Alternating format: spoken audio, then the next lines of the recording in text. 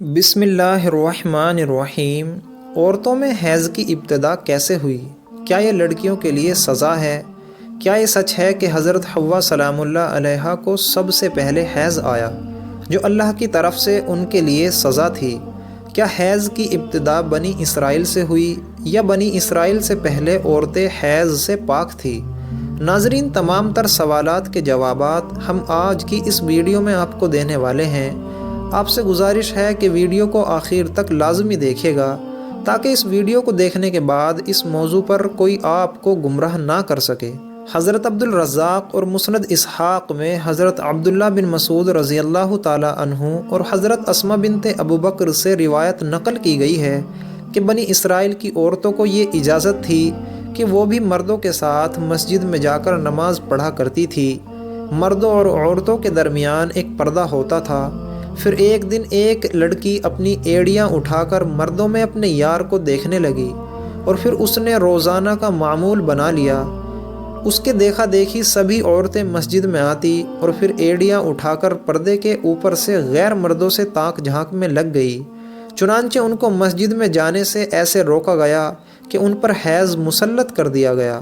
کچھ لوگ اس روایت سے یہ بھی سبق لیتے ہیں کہ حیض کی ابتدا ہی بنی اسرائیل سے ہوئی، جو کہ غلط ہے، کیونکہ مفسرین اس روایت کی تفسیر میں لکھتے ہیں کہ یہ حیض عام نہیں تھا بلکہ بنی اسرائیل کی عورتوں کو مسجد میں گناہ کرنے کی اللہ پاک نے ایسی سزا دی کہ 4 مہینے تک مسلسل صبح اور شام وہ عورتیں حیض کی کیفیت میں مبتلا رہی اور مسجد میں آنا بند کر دیا۔ پھر جب اللہ تعالیٰ نے ان کی توبہ قبول کی تو یہ عذاب ان پر سے ختم ہوا۔ صحیح حدیث مبارکہ سے یہ بات ثابت ہے کہ عورتوں میں حیض کی ابتدا روز اول سے ہے۔ آئیے اس بارے میں 2 احادیث مبارکہ بیان کرتے ہیں کہ جن سے ثابت ہوگا کہ حیض کی ابتدا پہلے دن سے ہی ہے، نہ کہ بنی اسرائیل سے اس کی ابتدا ہوئی۔ حضرت عائشہ رضی اللہ تعالی عنہا حجۃ الوداع میں اللہ کے رسول صلی اللہ علیہ وسلم کے ساتھ حج کے ارادے سے نکلی۔ راستے میں انہیں حیض آ گیا تو وہ اندیشے سے رونے لگی کہ اب مناسک حج ادا کرنے سے محروم ہو جائیں گی۔ آپ صلی اللہ علیہ وسلم کو معلوم ہوا تو آپ نے انہیں سمجھاتے ہوئے فرمایا کہ یہ ایسی چیز ہے جسے اللہ تعالیٰ نے عورتوں کے لیے لازم کر دیا ہے۔ اس حالت میں تم بھی وہی سب کچھ کرو جو حاجی کرتے ہیں، صرف پاک ہونے تک بیت اللہ کا طواف نہ کرنا۔ بالکل اسی طرح ایک اور حدیث حضرت ام سلمہ رضی اللہ تعالی عنہا سے بھی مروی ہے۔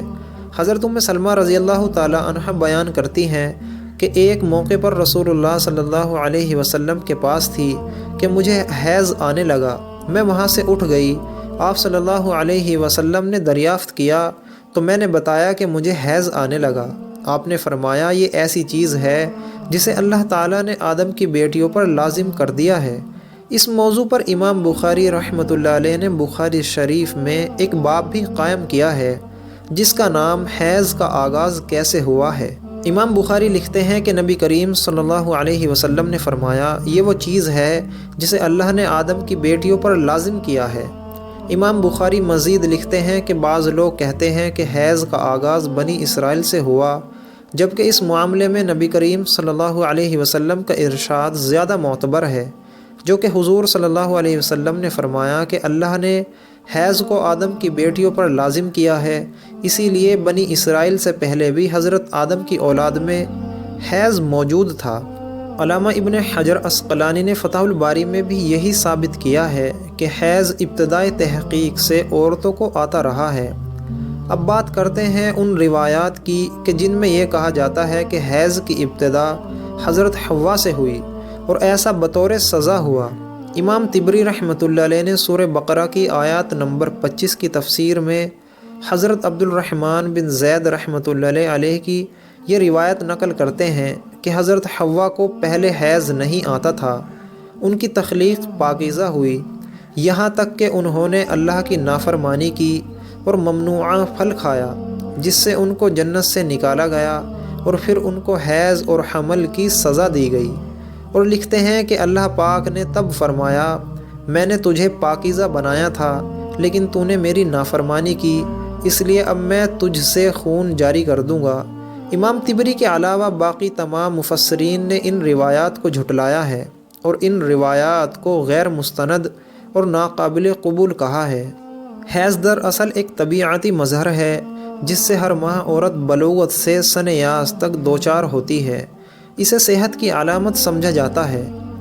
اسی حیض کے خون سے ہی بچے کی پرورش کی جاتی ہے۔ یہ اللہ پاک کا نظام ہے۔ غیر حاملہ عورت کو اگر حیض نہ آئے تو اس کو بیماری کی علامت سمجھا جاتا ہے۔ یہ عورت کے لیے کوئی سزا نہیں، اور نہ ہی یہ بات کسی روایات سے ثابت ہے کہ حیض عورت کی سزا ہے، بلکہ یہ ذمہ داری ہے جو اللہ پاک نے انسانیت کی تخلیق کے لیے عورتوں پر ڈالی ہے۔ اس لیے جو عورتیں اس ذمہ داری کو بخوبی نبھاتی ہیں وہ اجر و ثواب کی مستحق ہیں۔ جیسا کہ حضرت عائشہ رضی اللہ تعالی عنہا نے ایک دفعہ حضور پاک صلی اللہ علیہ وسلم سے سوال کیا، اے اللہ کے نبی، مجھے تو لگتا ہے کہ عورتیں پیدا ہی مصیبت جھیلنے کے لیے ہوئی ہیں۔ حضرت عائشہ کا اشارہ حیض اور حمل کی تکالیف کی طرف تھا۔ حضور پاک صلی اللہ علیہ وسلم یہ سن کر مسکرائے اور فرمایا، نہیں، بلکہ یہ ایسی چیز ہے کہ جس کے ذریعے سے بنی آدم کی عورتیں آزمائی گئی۔